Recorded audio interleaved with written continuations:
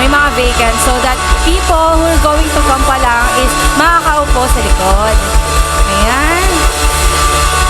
I just have one favor to ask to you guys na gusto ko na maging intimate tong moment na to as we praise and worship to us and to God. So, ignore mo lang yung katabi mo. If you wanted to lift your hands, if you wanted to sing loudly, do so if that's the way for you to communicate with the Lord.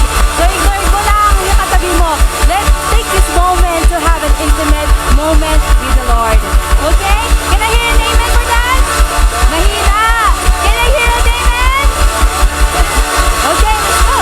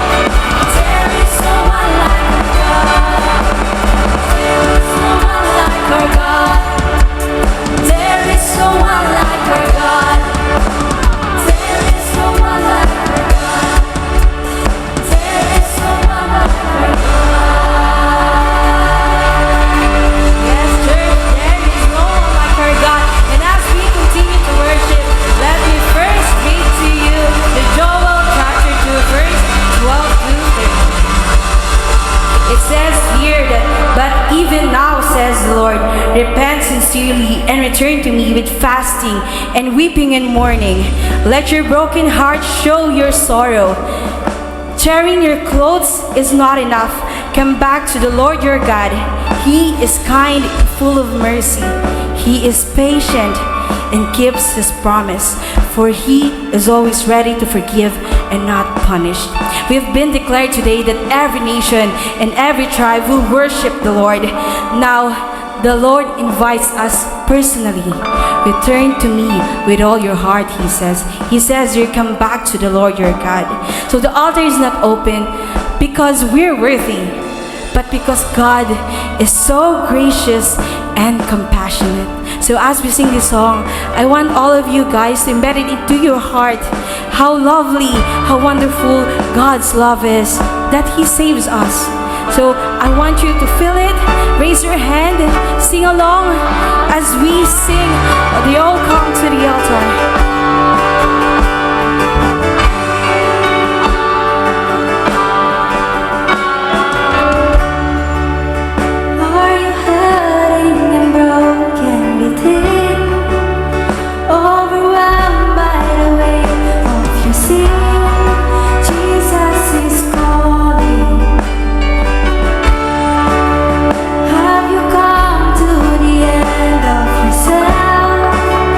To your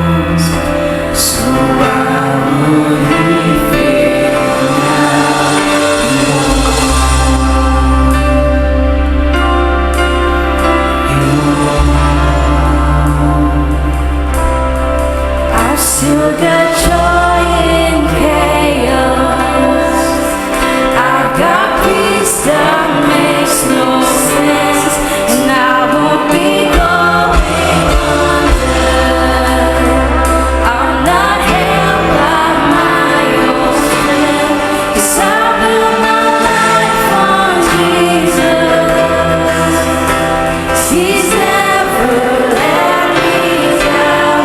He's faithful in every season.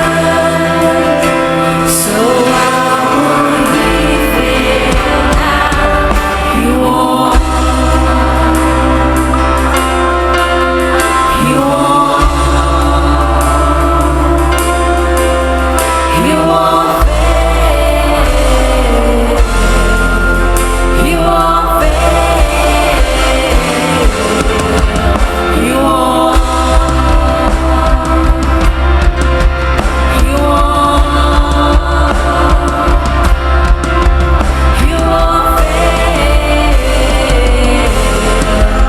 He won't fail. Christ is my firm foundation,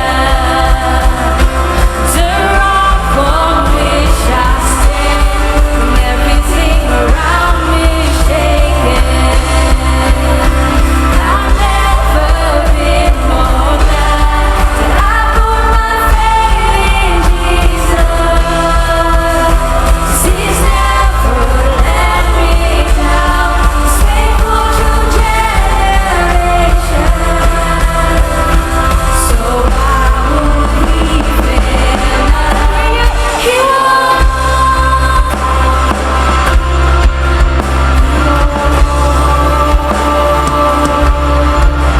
He won't fail. He won't fail. He won't. He won't. He won't fail. He won't fail.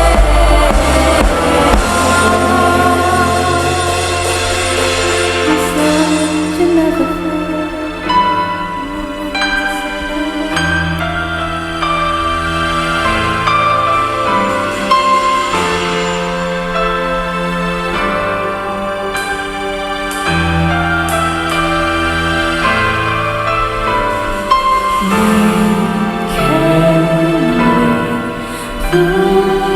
my house was built on.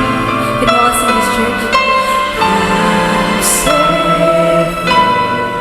You are not naked. Rain came, wind blew. My house was built on.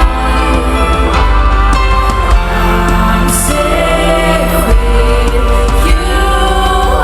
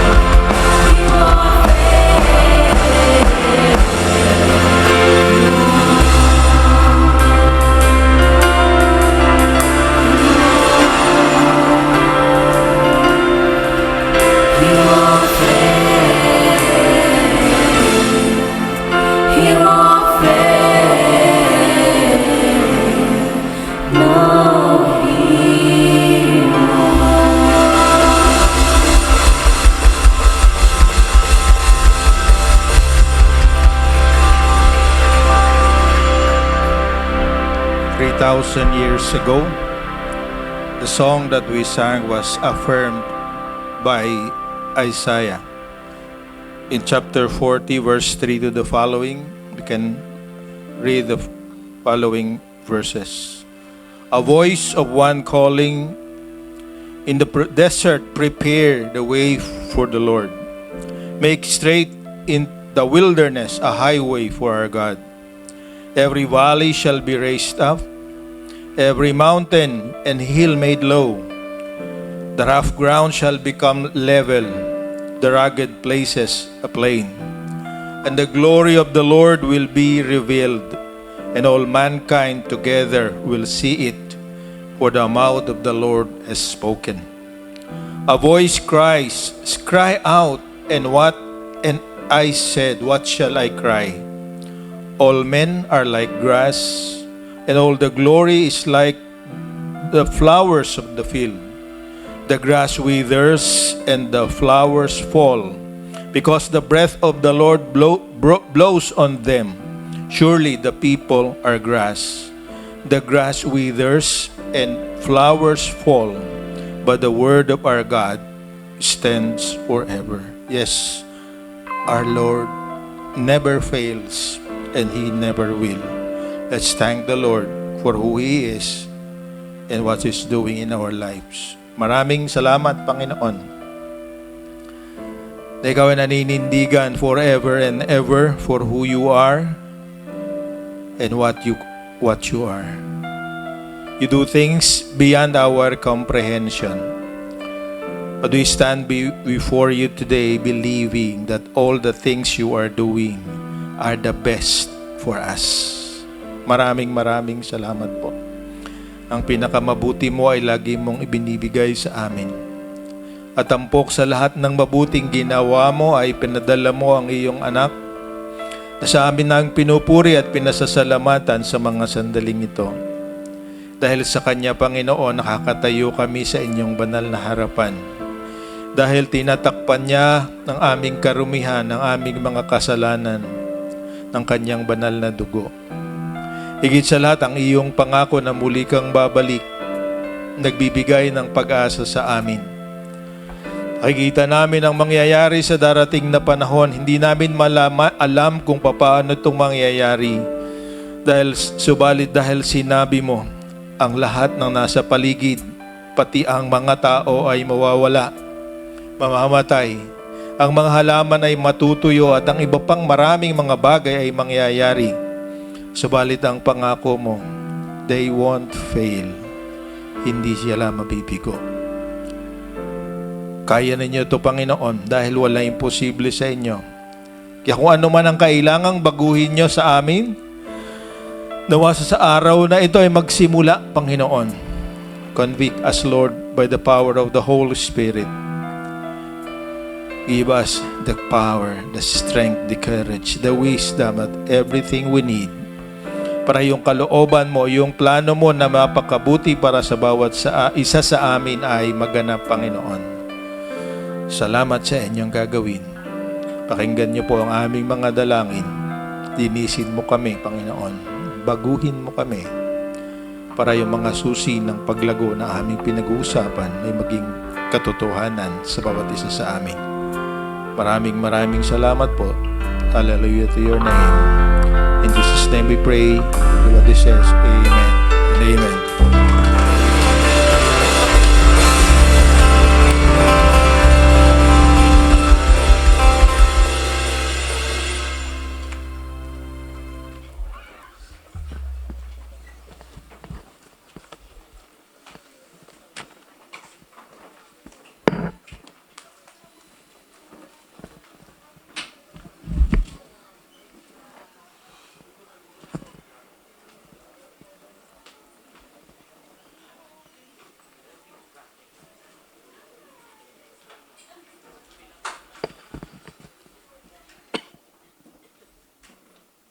Okay, magandang umaga po sa inyong lahat. Sabihin mo sa katabi mo, ang ganda-ganda mo ngayon. At palagi, okay? Alright, so dahil binabago ka ni Lord, Di ba? Gwapo, hindi maganda. Di ba? Alright, so napakaganda ng kombinasyon ng mga awit na ating napakinggan at inawit ngayon. Yung tuloy-tuloy na paglalim ng mga sinasabi ng mga titik ng awit ay talagang naghahanda sa atin sa ating pakikinggan ngayong umaga. Pangatlong linggo, Sunday ng Pebrero, napakabilis ng mga araw. Ang mga nangyayari hindi natin inaasahan. Subalit, isa lamang ang ating natitiyak. The Lord is in control. Amen? Ang Panginoon ay nananatili sa kanyang trono at dahil doon ang ating pag-asa ay hindi mawawala magpakailanman dahil siya nga ay babalik. So, nakatulad ng aking nabanggit, pangatlong Sunday, kaya ay papatuloy tayo sa ating pag-uusap tungkol sa mga susi sa paglago sa Espiritu, keys to spiritual maturity. At kung tayo po ay sumusunod noong naririto, noong nakaraang linggo ay yung unang susi ay yun nga ang ating pinag-usapan sa chapter 17 ay tungkol sa kung paano tayo makikipag-ugnayan at makikipamuhay na may kaugnayan sa ating kapwa-tao. At kung ating natatandaan, ang ilang mga puntos na sinabi doon ay tayo ay laging maging conscious na ang ating ginagawa ay pwedeng maging dahilan una ng tagumpay at kung minsan ng failure at pagbabalik sa makasalanang buhay ng tao na nasa ating paligid. Intentionally or unintentionally, we are affecting others. Yung sinasabi mo, yung ginagawa mo ay laging mayroong pagbabago na ginagawa sa buhay ng iba. It may be negative change or is a positive change, but sabi ng ating sa 17:1 and 2 ay mag-ingat tayo na tayo ay maging dahilan ng katitisuran ng iba. Pangalawa, kung sila ay nagkakasala sa atin, sabi doon ay huwag tayong mapagod sa pagpapatawad sa kanila. Sabi niya kahit na sa loob ng isang araw ay 7 beses siyang gumagawa ng hindi mo nagugustuhan, lapitan mo siya at sabihin ng hindi mo nagugustuhan sa ginagawa niya at pag siya nagsisisi at tumingi ang sabi, I am sorry, sincere man niya o hindi, let's accept na siya is work in progress at we be patient with him, na maghintay tayo. Okay? At yun nga ay napakahirap gawin, di ba? Sabi, baka naman mamihasa, baka abusuhin ako. At gawin din sa iba, yun ang ating laging justification. Yun nga ang sabi, kailangan natin ng katarungan dahil yung ginagawang mali, kapag hindi natin, sinabi ng patuloy nating i-tolerate, ay magiging biktima ang iba, hindi ka lang. Kaya kung minsan ang ating dahilan kung bakit hindi tayo magpapatawad, ay para madala. Kasi gawin naman sa iba, di ba? Kaya kailangan talaga natin yung malalim na pananampalataya na ang tao na yan, ginatrabaho ng Panginoon, pwede pang magbago. At pangatlo, kung ating natatandaan, sabi sa atin ng ating Panginoon, tayo ay maging handa para kung merong hindi nangyayari na inaasahan nating mangyari, huwag tayong mapagod at asahin natin na meron pang mangyayari na mabuti. Hindi tapos ang Panginoon sa tao na yan, kaya sabi doon ay parang isang kung siya ay naglilingkod sa atin at tayo naglilingkod sa iba, kung hindi naman tayo nakakuha ng, let's say, pabuya, let's keep on doing what is good because it is good. Di ba? Huwag tayong matpagod. Di ba? So, pagka nagawa natin ng tama, kung wala mang nag-appreciate, walang pumuri, dahil hindi ka naman naghihintay ng bagay na, ang hinihintay mo ay yung reward na ginabigay ng Panginoon, sabi, keep on doing what is right even if nobody notices. Even if nobody is appreciating. Because right is always right. At panghuli, ang sabi doon sa chapter 17, last part ng ating pinag-usapan last Sunday, sabi niya ay, be grateful. Maging mapagpasalamat ka. Ba? So, ito bumalik naman doon sa tao na pinaglingkuran. Di ba? Ang nakakalungkot doon, sabi nga, 10 lepers, sumunod naman sa Panginoon, naglakbay. Pero isa lang sa 10 o 10% ang bumalik sa Panginoon. At yung hindi nga inaasahan, yun pa ang naging mapagpasalamat. So yun yung ating sabi, key. So ibig sabihin, we cannot grow by ourselves. Diba? Yun ang katotohanan. Kaya hindi po pwedeng, kung ikaw ay Kristiyano, kalimutan mo na lang. Pag ako'y ligtas na, it's between me and God.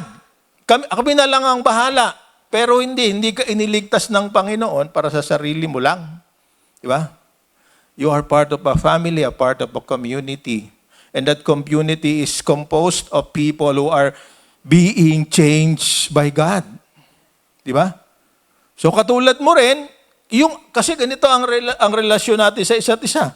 Yung kumisang alaala mo ay magandang lalayunin mo, yun ay hindi maintindihan at titingnan pa kuminsan na ikaw ay nagyayabang o kaya ay pinapamukha mo ang tao na yon, ito ang tama, ikaw ay mali. So that's the unfortunate thing about being changed, growing to spiritual maturity. People will not appreciate, people will not apprehend, maintindihan o comprehend what you are doing. Kasi yun nga ang gagawa ang kaaway ng hakbang para ikaw ay pigilan sa paglago. But ang iyong paglalago ay ating pag-usapan ngayon, pagpalago sa kaya one of these days, titigil na yan. Magkakaroon ng end. And that happens either before, when you are called back by the Lord to be with Him, o kaya ay bumalik na siya dito for the second time. So, lahat ng ating pinagdadaanan may katapusan. But our presence with the Lord will not end. So, ang ating pag-usapan ngayon, ating tanong sa sarili natin, handa ka na ba sa pagbabalik ng Panginoon? Okay? Tanungin mo ang katabi mo, handa ka na bang bumalik? O sa isang salita, diretsuhin mo na. Di ba? Kasi dalawang paraan, di ba? Dating si Lord, ikaw pupunta roon. So, tanong mo, handa ka na bang mamatay? Yes daw, yes. Mahirap yon, di ba? Ako handa na rin, pero ayaw ko pa. Okay? Kasi bukas nga birthday ko. Para nang ihingi na regalo, ano? Okay? Meron akong amo na hindi nakaabot ng 70. Yung aking direct na boss dati sa pangalawang kumpanya na pinaglingkuran ko, pangalan niya Frederick Riersen. Nung kami naroroon, sabi niya, noong mga kasama ko sa trabaho, the most dangerous age is when you are 69. Hindi ko alam kung bakit nag-judge na gano'n. Pero noong basahin ko yung Psalms chapter 90, totoo ka pala. Diba? Sabi ni Moses sa kanyang prayer, tayo naka-design para maging 70 years old. At pag may roong extra, blessing na yun ni Lord. Okay? Kami sa family ay nagdalamahati sa panahon na ito. Ang yun nga aking bayaw ay nililibing na ngayon, at this moment, 71 siya. So, isa lang ang extra. Ang reality na sinabi ko nga sa misis ko, kayong mga magkakapatid ay nakakatakot. Kasi sa lahat ng mga bilas, di ba, yung sa mga babae sila, ako na lang ang natitira.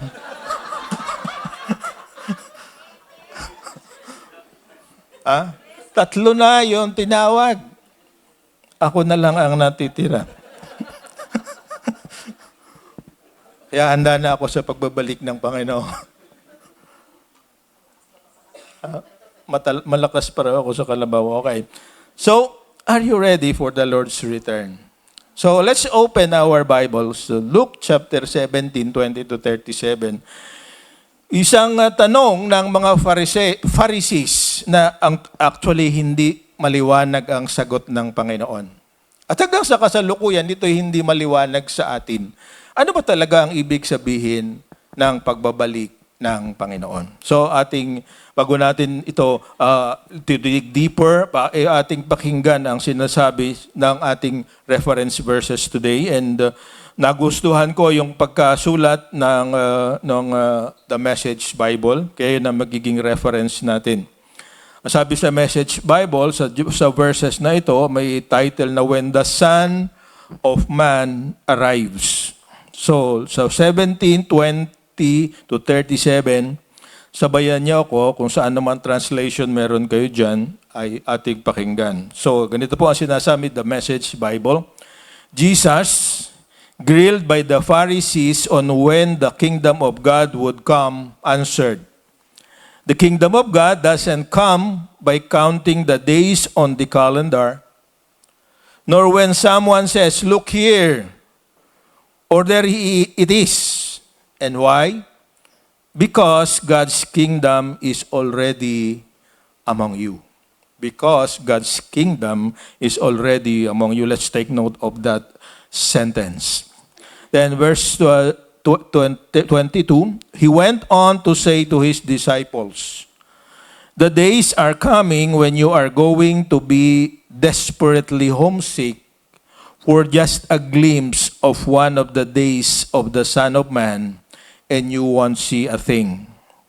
And they'll say to you, 'Look over there,' or 'Look here.' Don't fall for any of that nonsense." Magbigit itong sinabi ni God. The arrival of the Son of Man is not something you go out to see. He simply comes. You know, when the whole sky lights up from a single flash of lightning, that's how it will be on the day of the Son of Man. But first, it's necessary that he suffers many things and he be turned down by the people of today. The time of the Son of Man will just be like the time of Noah. Everyone carrying on as usual, having a good time right up to the day Noah boarded the ship, and they suspected nothing until the flood hit and swept everything away. Verse 28, it was the same in the time of Lot. The people carrying on having a good time. Business as usual, right up to the day Lot walked out of Sodom and firestorm swept down and burned everything to a crisp. That's how it will be, sudden, total, when the Son of Man is revealed. When the day arrives and you're out working in the yard, don't run into the house to get anything. And if you're out in the field, don't go back and get your coat. Remember what happened to Lot's wife. If you grasp and cling to life on your terms, you lose it. But if you let that life go, you'll get life on God's terms. On that day, two men will be in the same boat fishing. One taken, the other left. Two women will be working in the same kitchen. One taken, the other left. Trying to take all this in, the apostle said, "Master, where?" He told them, "Watch for the circling of vultures. They'll spot the corpse, and first, the action will begin around my dead body." Napakaganda ng pagkasulat. Hindi ko matandaan ang eksaktong pangalan ng sumulat nitong The Message. Namatay siya several years ago. So, but it is at what you call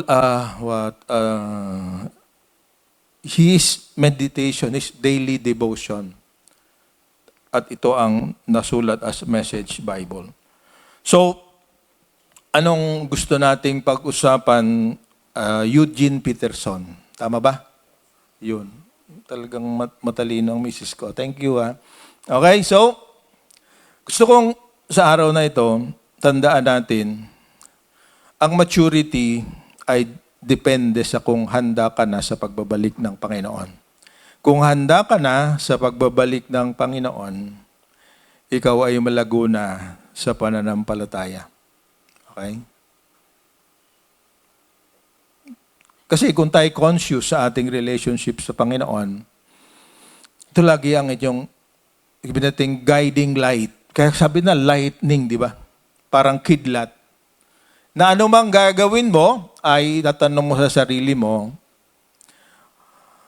anong kaugnayan nito o kabuluhan ng aking gagawin para sa aking eternal existence? Hindi ka, sabi natin, hindi ka, tawag nila doon sa basketball ay alahoy. Ba? Swerte lang.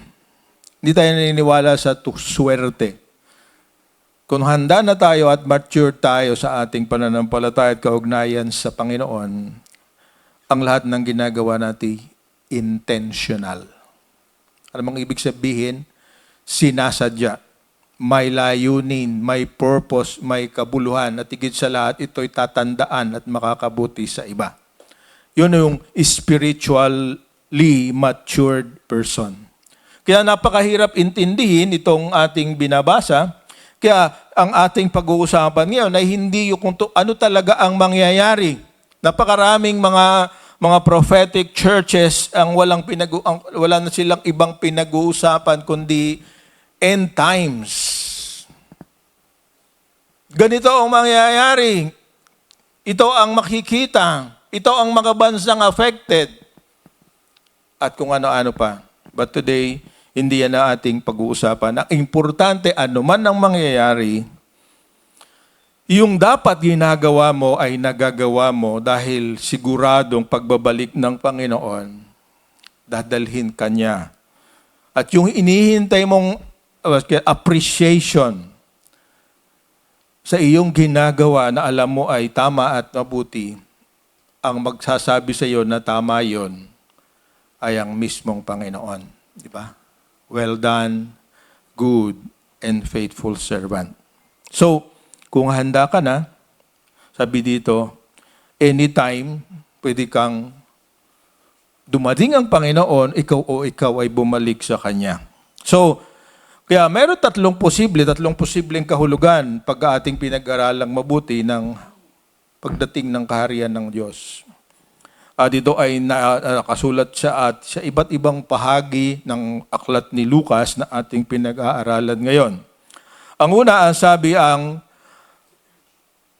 paghahari o kaayaan ng Panginoon. Ito yung parang sinasabi doon sa verses 20 to 22, tama, ay nung si Jesus ay nagkatawang tao. Sabi niya ay noong nagkatawang tao si Jesus, na nabanggit sa Luke 4 at saka 9 and 10, kung may panahon kayo, basahin natin, sinasabi doon, gayon na naririto na ang kaharian ng Diyos pero hindi nyo nakikita. Ang ibig sabihin, naroon na si Jesus, siya ay hari, kaya narito na ang kaharian ng Diyos. Yun yung logic dyan, di ba? Dahil siya'y dumating na, narito na yung kaharian ng Diyos. So, we are now in the kingdom of God. Okay? Tayo'y bahagi. At kung ating pag-aaralan, yung mga parabola o talinghaga na sinabi ng Panginoon, makukonklud natin na tama yung interpretasyon na yon. Today is the day when Jesus is already King and He is reigning individually sa ating puso at kuminsan at sa ating church. He is the owner. Sabi niya, He is the head of our church. So this is part of the kingdom of God. Okay? Tayo ay nasa bahagi. Sa pangalawa, sabi diyan sa Luke chapter 6, 11 and 13, ang pagdadating ng kaharian ng Diyos, yung hinihintay, yung pinag-uusapan lagi sa end times, ang pagbalik ng Panginoon. Kaya lang napakagulo rin yan. Kasi ang iba naniniwala na ang pagbabalik niya is Judgment Day. Ang iba ay naniniwala na yung mga nananampalataya, yung handa na. Sabi, they will be caught up in the air. Ayun tawag nila ay rapture. Kaya nga yung kanilang reference ay ito, yung bang hindi ka na makapagbihis. At meron nga isang movie na ating napanood siguro, di ba? Yung Left Behind, na describe yung mangyayari. Okay? Nakakalungkot doon, naiwan yung pastor. Okay, di ba? So pagka kayo nawala ngayon dito, malalaman niyo na kung sino. Okay? Sino ang nakikasalita sa inyo ngayon. Yun ang sinabi yung babalik ng Panginoon, rapture, and then there is 7 years of tribulation, and then 1,000 o millennial kingdom doon nga muling magiging yung Israel ay matatayo, yun ang mga sinasabi nila, and then Jesus will reign all over the world from Jerusalem. So yan yung mga interpretasyon, yun yung pangalawa, pagdating ng kaharian ng Diyos. Okay? Pero ang mismong si Jesus is sa Luke chapter 13, 18 to 21, sabi doon, ang kaharian ng Diyos ay nangyayari kapag yung bawat isa na nasa kaharian ay nananalig sa Panginoon at yung binhi na itinanim, yung pananampalataya na yon, ay parang magiging isang malaking puno na ang mga ibon, ang sabi ay, yun yung parable na yan, ay mga ibon ay doon, yung dadapo at makakaroon ng pahinga sa lugar na yon. So, ibig sabihin, individually, merong pagdadating o pagkaharian ng Panginoon. Kung tayo lumalago sa pananampalataya, ang ebidensya noon, tayo ay nagiging nakakabuti o nagiging kanlungan at nakakatulong sa iba, then dumating na ang kaharian ng Diyos sa puso ng bawat isa sa atin. So, yun yung mga tanong na gusto nating pag-usapan ngayon. Ating limitahan kung ano. So sa ating Luke chapter 17, 20 to 25, sinasagot yung ano at nasaan ang kaharian ng Diyos. Ang kaharian ng Diyos ay kahit saan na naghahari si Jesus. So kung ang hari mo ay si Jesus ngayon, then the kingdom of God is already arrived. Nariyan na sa puso mo ngayon. Nariyan ang Espiritu Santo na nag-iingat sa iyo. Kasi yun ang sabi dito sa ating binasa 20 to 25. Kaya huwag kang maniwala na naroon. Sabi niya, naroon. Naroon sa kabila. Okay, dumating na at naroon siya sa ibang bansa. Ang sabi na ating Panginoon sa ating binasa ngayon, lahat ay makakakita, lahat ay makakaramdam, parang kidlat, sabi di ba? Pagka mayroong kidlat, nakikita, dahil mayroong kulog na kasunod ang bawat kidlat. Anong ibig sabihin? Lahat ng ginagawa, yung mabuting ginagawa mo, mapapansin at mayroong makakaroon ng tugon. Di ba? Lahat ng kidlat, magkakaroon ng ebidensya na kumidlat dahil bago kumulog, ay kidlat muna. Anong ibig sabihin? Everybody will notice. So kapag ang nangyayari ay yung bawat isa sa pinaghaharian ng Panginoon ay napapansin na ng iba, dumating na ang kaharian ng Diyos. Kaya lang, ang masakit, hindi lahat ng nakapansin sa kaharian ng Diyos ay matutuwa. Di ba? Personally, I'm sure you have testimony na kapag ginawa mo ang tama, merong talagang tugon. At kung minsan ang tugon, masakit. Di ba? Pag tatawanan ka, hindi ka pagtitiwalaan, your good intentions sometimes are misinterpreted. Okay? Pag hindi nangyayari yun sa'yo, anong masasabi ko? Baka hindi totoong nasa kaharian ka na ng Diyos. If you want to be pleasing and pleasant to everyone, then maybe you are not in the kingdom of God.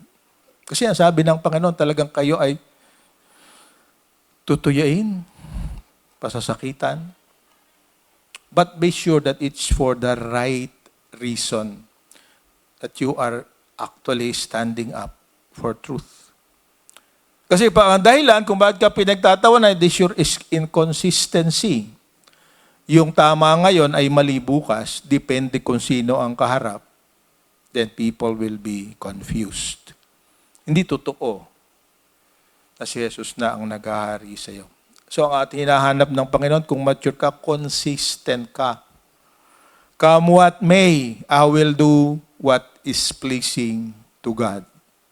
Kahit ako'y nag-iisa na, maninindigan pa rin ako sa kung ano ang sinabi ng Panginoon. Di ba sa ating kaninang binasa sa ating prayer, sabi niya, the grass withers, the flowers fall, but the word of God stays forever.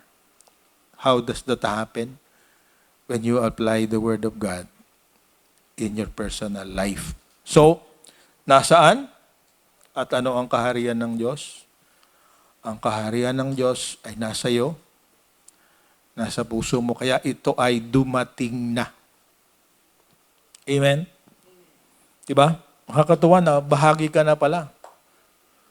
Hindi na sayang yung ginawa ni Lord sa cross dahil naroon ka ngayon. Tanong, yung pangalawang, di ba, abi natin yung pangalawang kaharian, yung definition ng kaharian, balik natin sa pangalawa, sabi niya, isang mangyayari sa darating na panahon. Sabi sa Luke chapter 6:20, at ito nga yung sinasabi nating second coming. Ang tanong natin ngayon, kailan babalik si Lord para itatag ang kanyang kaharian? Yung inaanad natin na millennial kingdom, yung new heaven and new earth na nasa Revelation. Actually, yung 1,000 years, hindi pa yan ang millennial, hindi pa yun talaga ang event, yung ang sabi ng iba ay hindi yun ang talagang totoo. After 1,000 years, that's the only time when the new heaven and the new earth will come. Doon din yung final judgment, yung Matthew chapter 25.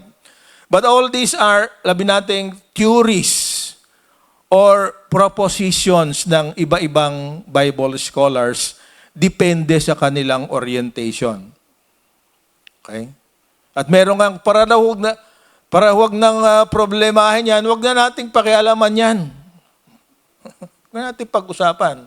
O yan ang attitude ng si Osi. Hindi rin maintindihan, so huwag na nating pag-usapan. But how can you prepare if you not talk about it? Kaya lang huwag tayong maligaw. Sabi dito, kapag ang lahat ng nangyaniwala sa Kanya, hindi naniniwala sa Kanya, ay hindi na pwedeng maganda sa Kanyang pagbabalik, doon babalik ang Panginoon. Kaya nga nakwento yung kwento ni Noah, yung kwento ni Lot. At kung binasa natin, pinakinggan natin, sabi sa panahon ni Noah, yung lahat ng namatay, yung mga nalunod, ay yung mga tao na for 120 years ay nililibak ang mag-anak ni Noah. Ba? Sa sila lahat. Hindi alam ko ilang tao naroon. Pero lahat sila, maaring, siyempre, magsusurvive yan. Marunong lumangoy. Pero ang tanong, can you swim for 40 days? Ba? Can you remain afloat for 40 days? Ganun, kasi ganun katagal ang ulan pa lang yon. Ang totoo, before it subside, it's almost 1 year. Bago talagang humupa ang tubig. So, sabi dito, yung mga hindi naniwala, finally they believed na totoo ang ginagawa ni Noah, but it's too late. Huli na ang lahat. So, this gives us the urgency din, di ba? Marami tayong ginagawa para yung ating mga kamag-anak, mga kaibigan ay ma-warningan natin. At kung minsan na, sabi nga natin, nakakasawa na. Kuna ako. Di ba? Pwede naman, mapagod tayo. Pero yun nga ang ating consolation, na dun yun ang hinahanap sa atin ng Panginoon. Sabi niya ay, I have done my part. Nagawa ko na yung bahagi ko. It is God's part and His part. And God's part, hindi naman kasi sabi sa 2 Peter 3:9, He wants that everybody comes to repentance. Kaya nga hindi nga siya bumabalik agad eh. Kasi gusto ng Diyos yung lahat ng miyembro ng pamilya mo, lahat ng iyong mga manggagawa, lahat ng iyong mga katrabaho, lahat ng kapitbahay mo, makarinig at mabigyan ng pagkakataon na maapektuhan ng mabuting balita. Kaya lang, yung pagpapahayag ng mabuting balita ay talagang mahirap. You cannot, tulad ng pinag-usapan natin last Sunday, hindi yung pwedeng hanggang labi lang. Diba? Kasi sabi rin ni James, di ba? Kung merong nagugutom, hindi mo pwede sabihin sa akin, ipag-pray na lang kita. Diba? Kung meron kang pagkain, siya'y wala, share mo naman yung sa'yo. Walang kabuluhan yung sinasabing pinagpe-pray kita na habang kumakain ka, yung nanonood, di ba? Katulad noong lalaking si Lazarus, di ba? Party ng party. Lahat ng mumo, ibibigay. Yung panglinis, yung panglinis ng plato na tinapay, yun ang ibinibigay kay Lazarus. Kaya hindi sapat yung pinagpe-pray natin. Meron tayo dapat ginagawa. Yun ang sign ng maturity. Okay? Ito na unti-unting nakakalimutan. Noong unang panahon, talagang malalim ito sa mga Pilipino, di ba? So, noong unang panahon, balik tanaw tayo sa mga karanasan natin na nakikita natin, sabi storytelling, iba yung napakaganda ng kultura ng Pilipino na nagbibigay ng pagkain sa kapitbahay. Kasi sa amin, sa karanasan ko, laging mas masarap yung ulam ng kapitbahay. Di ba? Yung mga kasing edad ko ngayon, di ba noon, bibigay kayo ng, diba? Kahit ang binigay niya ay tuyo, ay mas masarap yun kaysa yung tinola. Bakit ganon? Kaya nga siguro, ang mas magandang gawin, ipaluto mo na lang yung niluluto mo sa kapitbahay para laging masarap. Di ba? So, ano ibig ko sabihin? Hindi po pwedeng ang ating pahayag ay walang kasamang gawa. Kung meron nangangailangan at meron ka, ibahagi mo. At higit sa lahat, kung ikaw naman ang wala, huwag kang mahiya. Manghingi ka. Huwag kang mangutang. Kasi yung mangutang, medyo nakakabigo yan eh. Diba? Nakakasama ng loob yan. Pero yung hingi, maliwanag. Diba? So kung yung mayroong problema sa pera ngayon, manghingi kayo. Huwag mangutang. Pero kailangan naman, hindi naman pwedeng hingi ka lang ng hingi. Sabi sa Thessalonian, sabi niya, ang ayaw magtrabaho ay yan, di ba? Kasi ang totoo, eating is bad for your health. Eating too much.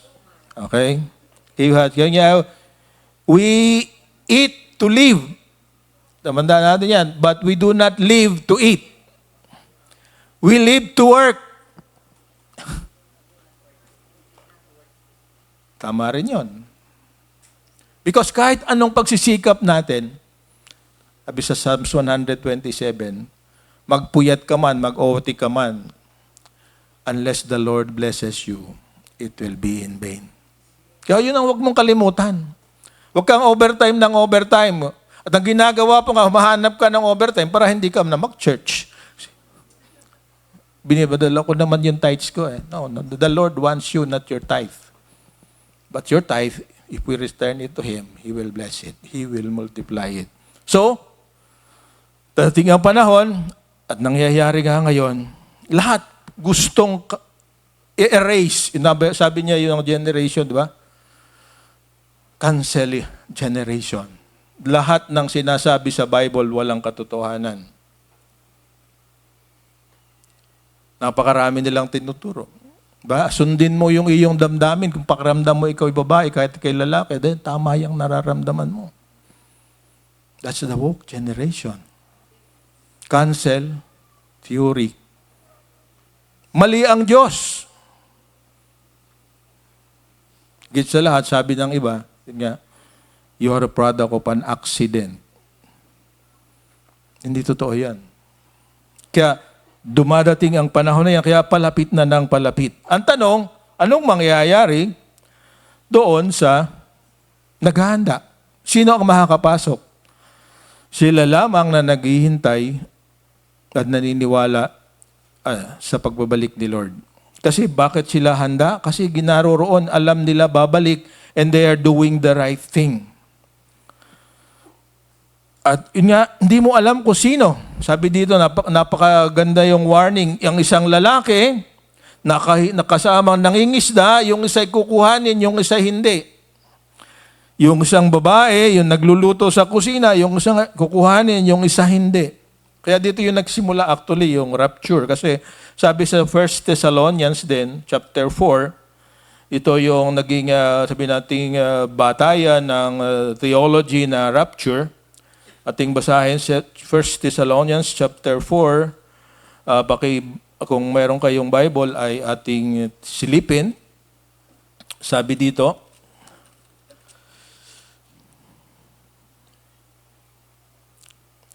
sa verse 13. Sabi dito, brothers, we do not want you to be ignorant about those who fall asleep, mga namamatay, or to grieve like the rest of men who have no hope. We believe that Jesus died and rose again, and so we believe that God will bring with Jesus those who have fallen asleep in Him. According to the Lord's own word, we tell you that we who are still alive, who are left till the coming of the Lord, will certainly not precede those who have fallen asleep. For the Lord Himself will come down from heaven with a loud command, lightning, di ba sabi niya, parang lightning, with the voice of the archangel, with the trumpet call of God, and the dead in Christ will rise first. After that, all who are still alive and are left will be caught up together with them in the clouds to meet the Lord in the air. And so we will be with the Lord forever. Therefore, encourage each others with these words. So, anong gusto mo? Buhay o patay? Ano? Sino ang gustong pagbabalik ni Lord? Patay na siya. Parang wala. So, gusto niya bumalik si Lord ngayon? Ready na. Di ba? Yun ang katotohanan. Hindi rin pwedeng maintindihan completely and clearly. Kasi malalim talaga. Kasi kahit nga si Jesus, nung si pumunta rito, kung pag-uusapan natin, ay si pagdating ni Jesus, na-confuse sila. They are waiting for a king who will free them from Rome. Yung nagsabi na siya ang pinadala ng Panginoon, ng Diyos, pinako sa krus. Namatay. So will it be different kung babalik ang Panginoon? I don't think so. Pero ito yung magandang balita.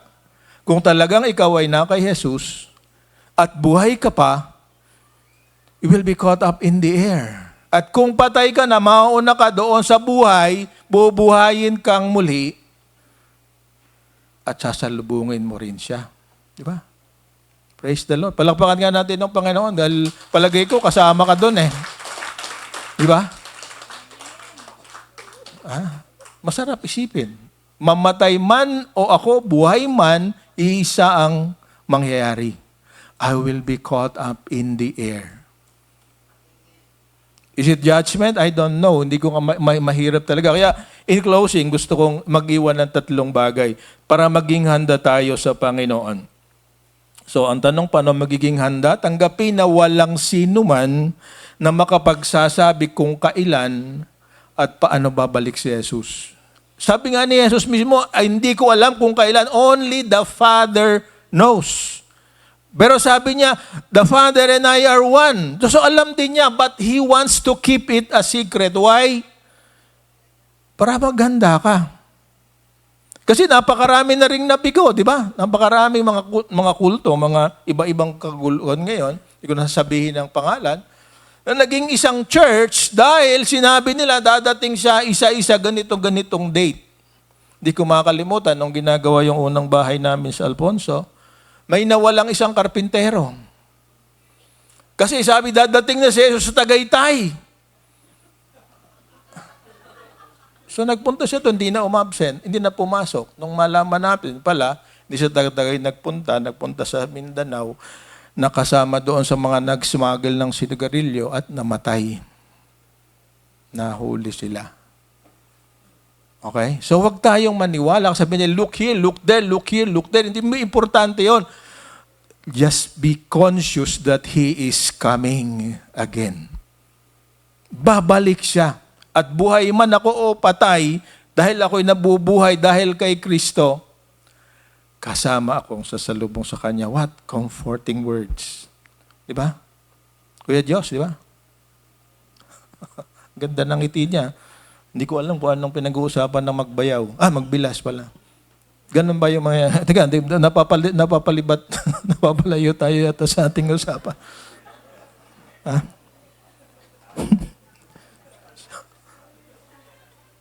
Huwag kayong tumawa, ha? Namumula si Diyos. Ano?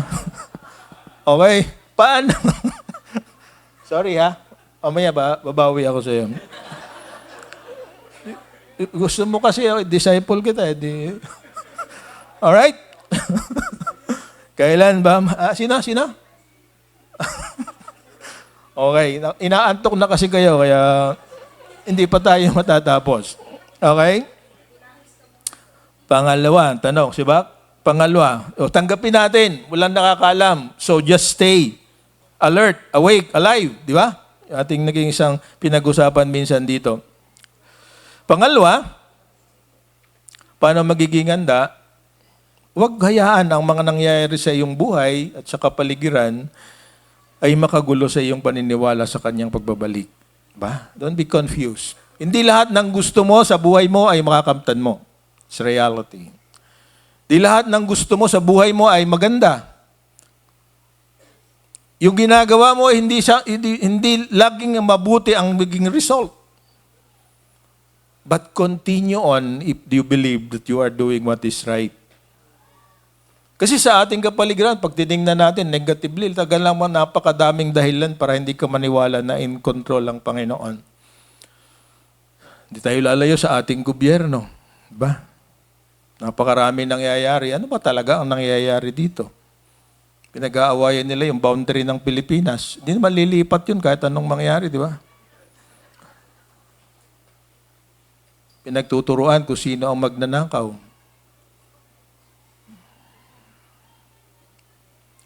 Pinag-uusapan kung paano mapipigilan yung maraming mga dinastiya.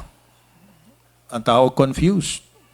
Ba? Meron ka nagsasabi, mas mabuti ang dinastiya, nabasa ko kahapon, kasi kami sa Cavite, hindi ko sabihin sa lugar, dahil sunod-sunod yung magkakamag-anak, tuloy-tuloy ang kanilang pagunlad. Pero kami sa Las Piñas, parang hindi ganon. Mga taga Las Piñas. Mabuti yun nasa squatter area, laging may blessing. Di ba? Kasi sila ang mga, wag na po naman, mapupunta tayo sa politika. Hindi yan ang paraan. So, huwag hayaan na nangyayari. At huli, tandaan na ang tahanan nating walang hanggan na hindi itong sanlibutan na ating ginagawalawan sa kasalukuyan. This world is not our home. Whatever happens here is temporary. Pansamantala. Pero yung mangyayari sa atin sa darating na panahon, walang katapusan, walang hanggan. Eternal home. which is in heaven. And where is heaven? Heaven is where Jesus is. Kaya sa kasalukuyan, kung si Jesus ay nasa puso mo na, heaven. Hindi nga lang perfect heaven. Pero heaven na rin niya kasi kahit nagkakaproblema ka, may pag-asa ka, may have hope, sabi sa Romans, di ba? You believe and you are sure that whatever happens, God is in control. And so, yon lahat ng yon. So, para sa gustong i-share ito sa iba, yan, sinulat ko, medyo mahirap lang basahin kaya hiniisa-isa ko. Maging handa tayo sa pagbabalik ng Panginoon. Nobody knows when and how Jesus returns. Do not be confused by current events and environment. And remember that this world is not our home. So sa mga kapatid, gusto kong ating tandaan dito sa ating binasa sa Luke chapter 17, 32 to 33. Merong binanggit na pangalan, sabi dito sa verse 32 to 33. Saan na yun? Ba't nawala? Okay? Remember, ano pala yun? What happened to Lot's wife? If you cling to your life, you will lose it. And if you let your life go, you will save it. Siguro alam naman natin ang nangyari, dahil nabanggit yung panahon ni Lot.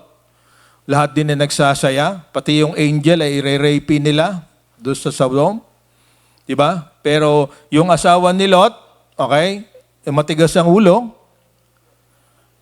Sabi, huwag kang lilingon. Very simple instruction, di ba? Huwag kang lilingon. Pero nakita niya, naroon susunog yung lahat ng kanilang kayamanan, nasunog ang lahat ng kanilang pag-aari. So, Lot's wife looked back. At sa kasalukuyan, mga archaeologists, sabi nila natagpuan na nila kung alin yung Lot's wife. It's in a desert close to Mount Sinai.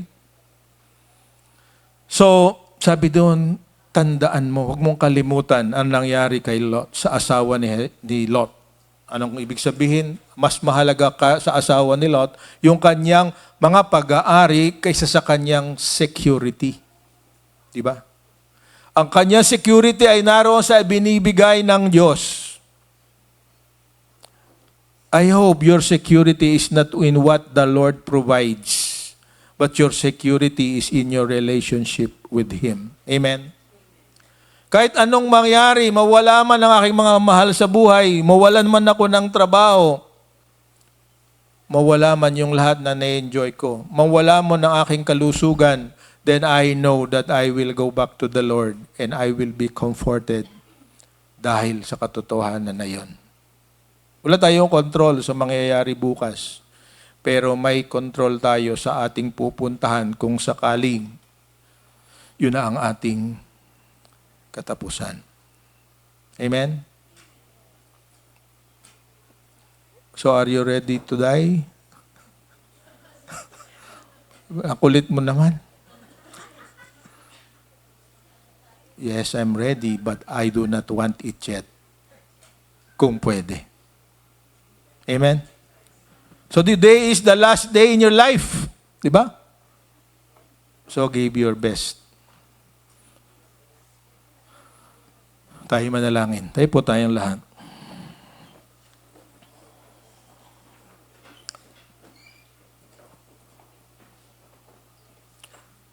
Ama naming Diyos na makapangyarihan sa lahat.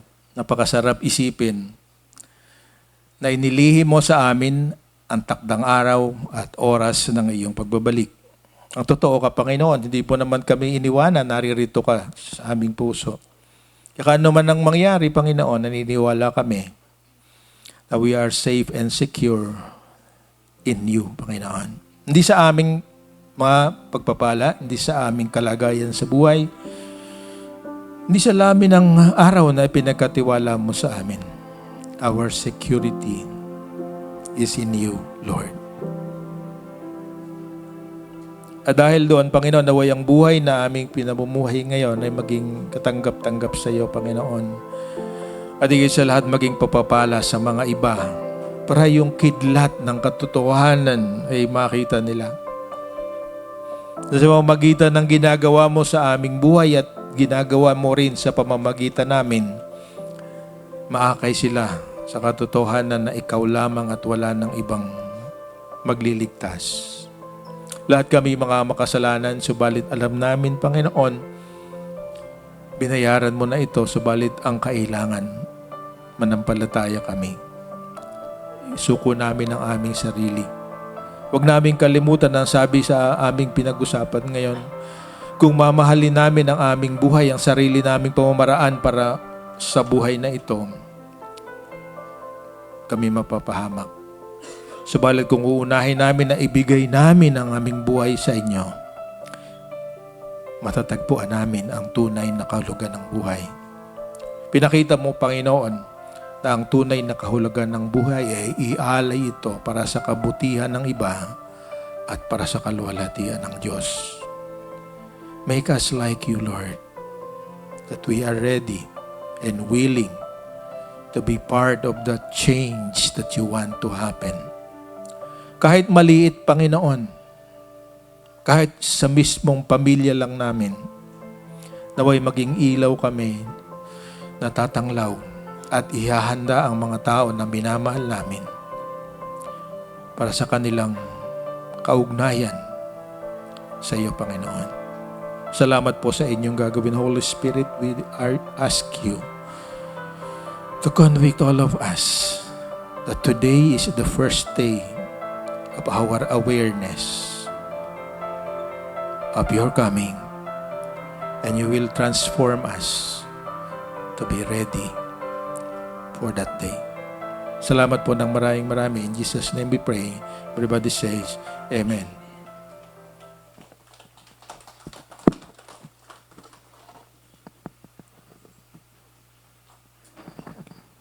Hindi nasayang ang sacrifice ni Jesus sa cross dahil magkakasama tayo at nagpupuri at nagpapasalamat sa Kanya.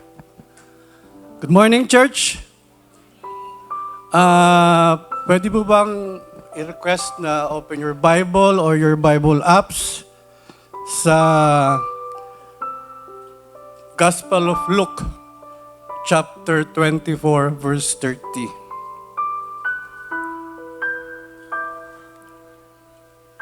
Nakalagay po dito is, when he was at the table with them, he took bread, gave thanks, broke it, and began to give it to them. Bakit tayo nagkakaroon ng communion or breaking of bread? Ginagawa natin ito in remembrance of Him. May I request the server to kindly distribute the emblem? Sa Matthew 26:17 to 30 and Luke 22 verse 7 to 38. Ito po yung Last Supper.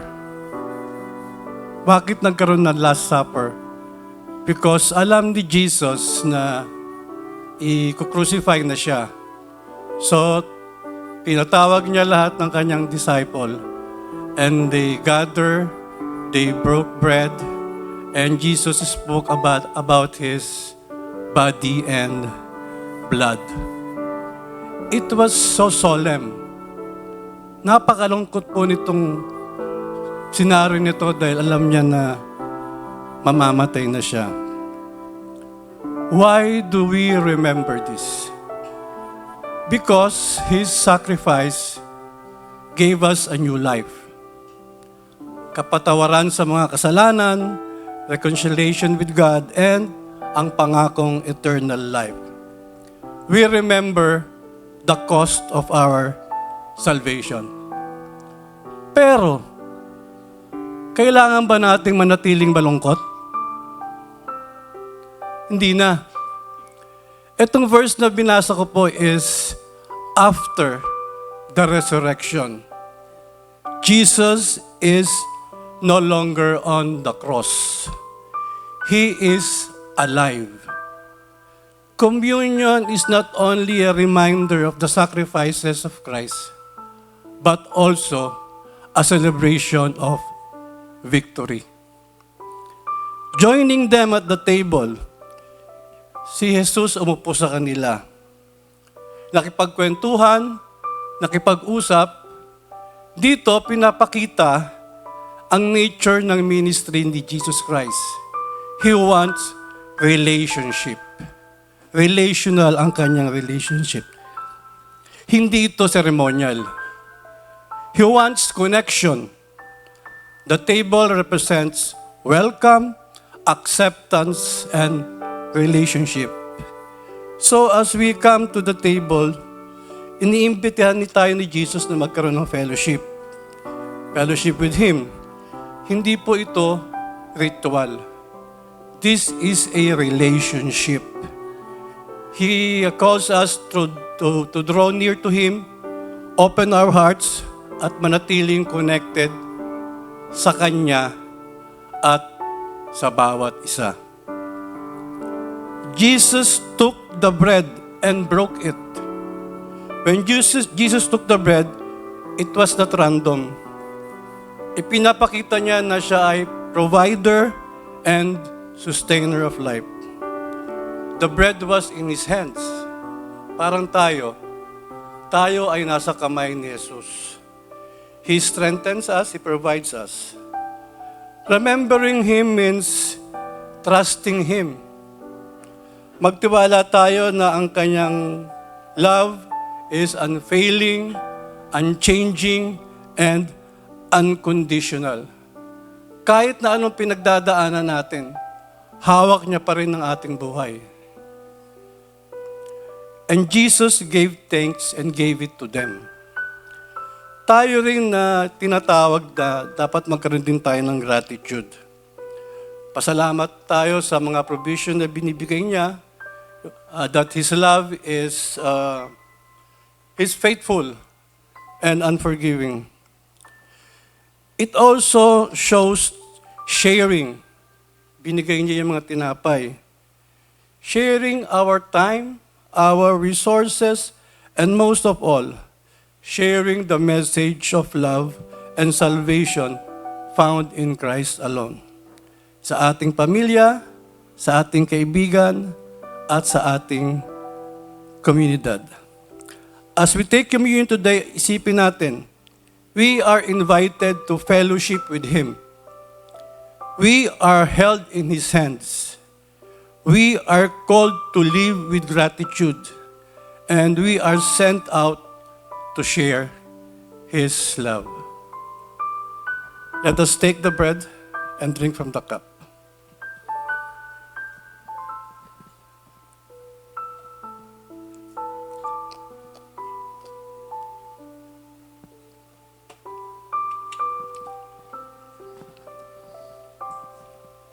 Let us pray.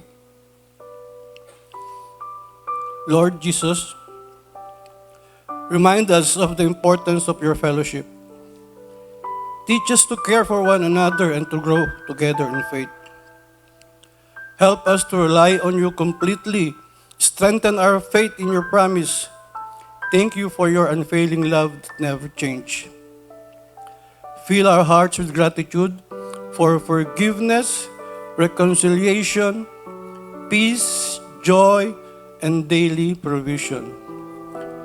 God, give us wisdom and courage to share your message of love and salvation. Help us build genuine relationships and reflect Christ in the way we live. We give you all the glory and honor. In Jesus' name, amen and amen. Be a blessings to everyone. Amen. Good morning, everyone. Actually po, 4 times ko na pong nasasabihan na tumayo dito.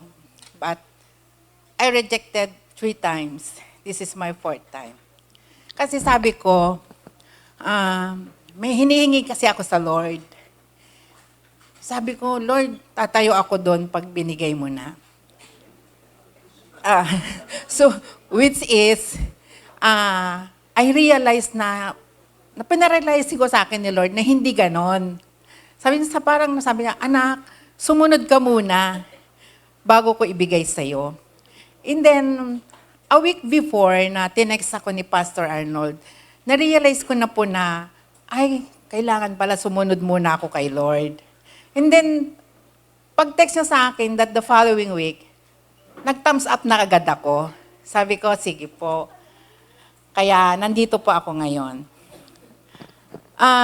Ang pagsunod kasi sa Lord ay minsan mahirap, pero yun ang inuutos sa atin para ating mabless. Di po ba? Ang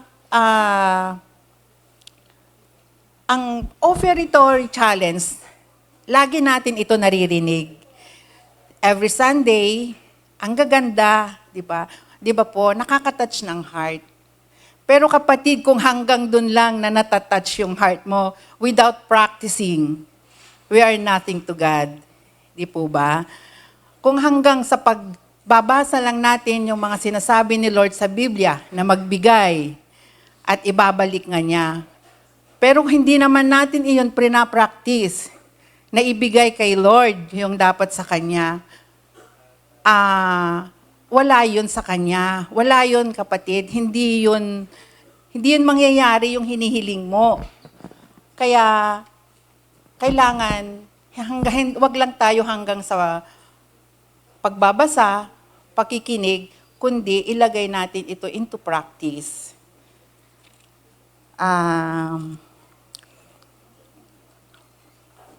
Sabi po dito, the secret of true blessing is not found in how much we earn, but in how faithful we are with what God has entrusted to us. Tithing is not about money. It is about obedience, trust, and honor. When we return to God what already belongs to Him, we declare that He is our provider, not our paycheck. Faithfulness in tithes is a spiritual principle rooted in faith and teaches our heart to rely on God above all else and remind us that every blessing flows from His hand.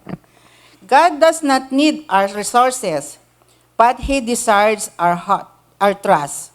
And when trust is proven, through obedience, His promises follow. The Bible says that God opens the windows of heaven to those who are faithful, not always in material wealth alone, but in peace, provision, protection, and purpose. Tithing aligns our finances with heaven's order and places our lives under God's divine covering. Be faithful even when it's difficult.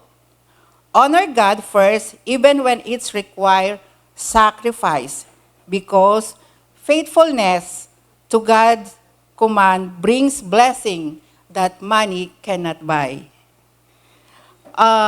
So CCM, let's present our best for the Lord. Let us pray.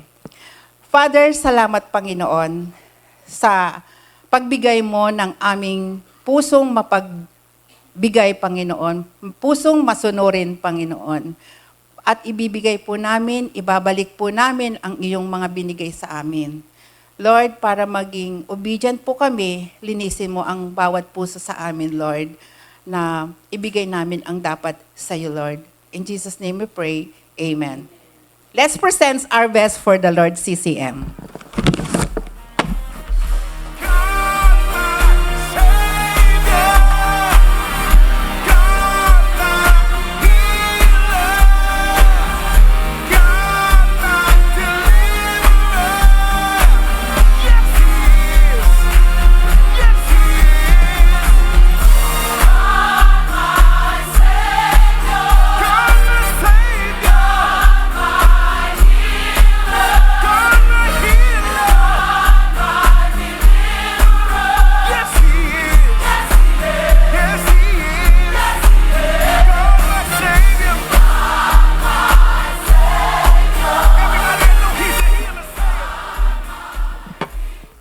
Ayan.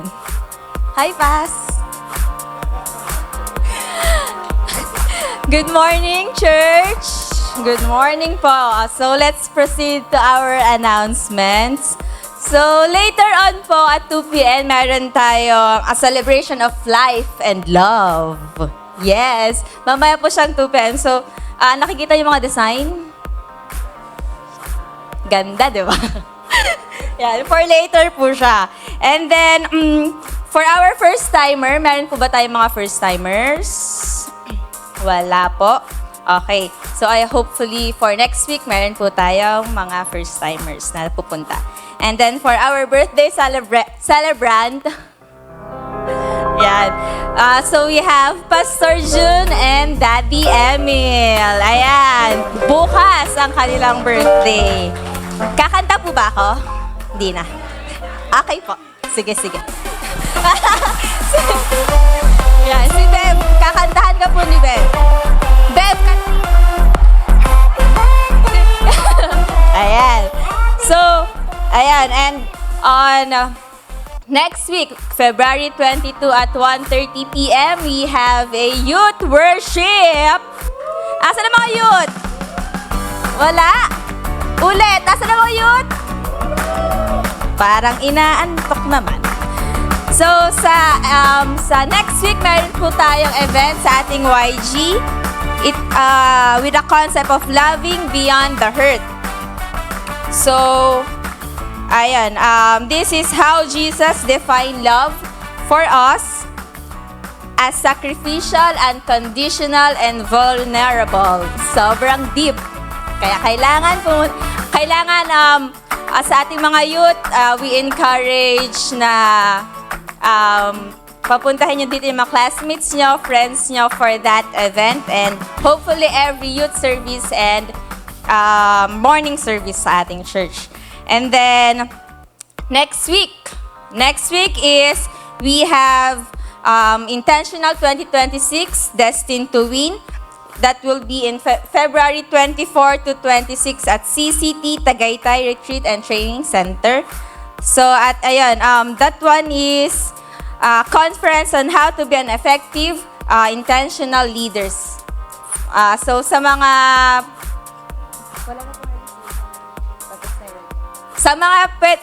gusto pa pong humabol, kung gusto niyo pa po magpa-register, reach out Pastor Jun and Pastor Arnold for that. And then, every day, we have a daily devotion at 6 a.m. sa ating FB group. If ever naman po na hindi pa po kayo kasali dun sa group na yon, you can reach out Pastor Arnold and Brother Dan po. And in every Thursday, 7:30 p.m. via Zoom, we will be having a D group or discipleship group led by our pastors. And in our social medias, we have www.christchurchinmakati.org. In FB, we have CC Makati. YouTube, Christ Church in Makati, and Instagram at CC_Makati. So that's all for our announcement today.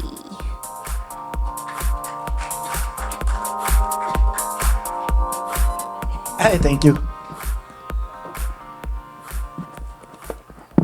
Tayo po tayong lahat. at pakinggan natin ang sinasabi at ang isang pasalamat ni Haring David na para na rin po sa atin. Isang panalangin ng pasalamat. Yahweh, ako ay buong pusong aawit ng pasalamat. Sarap ng ibang Diyos, pupurihin kitang ganap. Sarap ng iyong templo ay yuyukot at gagalang.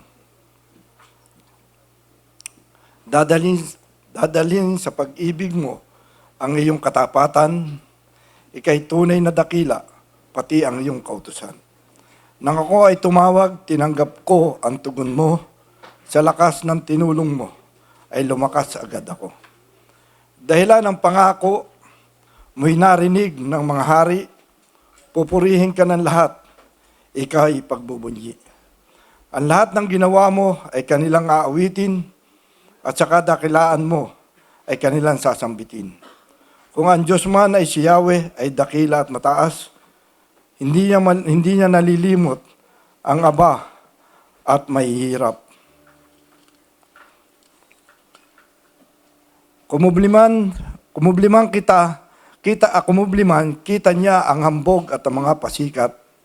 Kahit ako'y nagdaranas ng maraming suliranin, ako'y walang agam-agam, panatag sa iyong piling. Nahandang harapin mo, mapuso kong kaaway, ligtas ako sa piling mo, sa lakas mong taglay. O Diyos, mga pangako mo'y tinutupad mo lahat, ang dahilan nito'y Yahweh, pag-ibig mo'y di kukupas. At ang mga sinimulang gawain mo ay siyang magaganap. Ang pagpupuri ng Diyos sa pagkabasa ng kanyang banal na salita, tayo po ay manalangin. Panginoon namin Diyos na makapangyarihan sa lahat. Muli kami nagpapasalamat, Panginoon. Una ay sa buhay at lakas na pinagkaloob mo sa bawat siya sa amin. At sa panampalatayang nagbukas ng puso at isipan upang aming maalala ang ginawa mong kaligtasan para sa bawat siya sa amin. Tunay ka namin, Panginoon, dinadakila. Dahil sa ginagawa mo, Panginoon, sa aming church na ito, Panginoon. Tunay ka namin, Panginoon, dinadakila dahil sa mga taong ginagamit mo sa pagpapatuloy at pagtuturo ng mga kasulatan at pagpapatunay na mga ginawa mo sa buhay namin, sa bawat siya sa amin, ay isang kamangha-mangha. Patuloy kami, Panginoon, nagpapasalamat sa mga katuruan mo na ginagamit ng aming puso at isipan sa mundong ito, Panginoon. Patuloy kami nagpapasalamat, Panginoon, sa mga leader namin, sa mga pastor namin, at sa bawat isang narito, Panginoon. Patuloy kami nagpapasalamat, Panginoon, dahil ang mga karamdaman namin o naramdaman namin sa puso at isipan ng maging sa aming katawan ay patuloy mong pinagagaling. Ang pasalamat rin po namin, Panginoon, sa mga trabaho ng bawat siya sa amin. At pasalamat din po kami sa kakayanan ng bawat siya sa amin na maglingkod hindi lamang sa pagpapahayag ng iyong banal na salita, kundi sa kanilang mga pag-awit at paggawa at pagtulong sa aming bahay-sambahan. Patuloy kami nagpapasalamat, Panginoon, sa mga ginagawa mo sa amin. At patuloy kami nagpapasalamat din, Panginoon, sa kakaroon at pangunawa para sa iyong kautusan. Panginoon, ang buhay at ang lakas namin ay pinasasalamat din po namin. Tunay ka namin, Panginoon, dinadakila dahil nakita namin, Panginoon, ang pagmamahal mo sa bawat isa sa amin. Panginoon, sa aming paghiwalay, ang Panginoon, ang pagpapala at pag-iingat ang igawad mo sa bawat isa sa amin. Ang lahat ng anak ng Diyos ay magsabi ng Amen. Amen.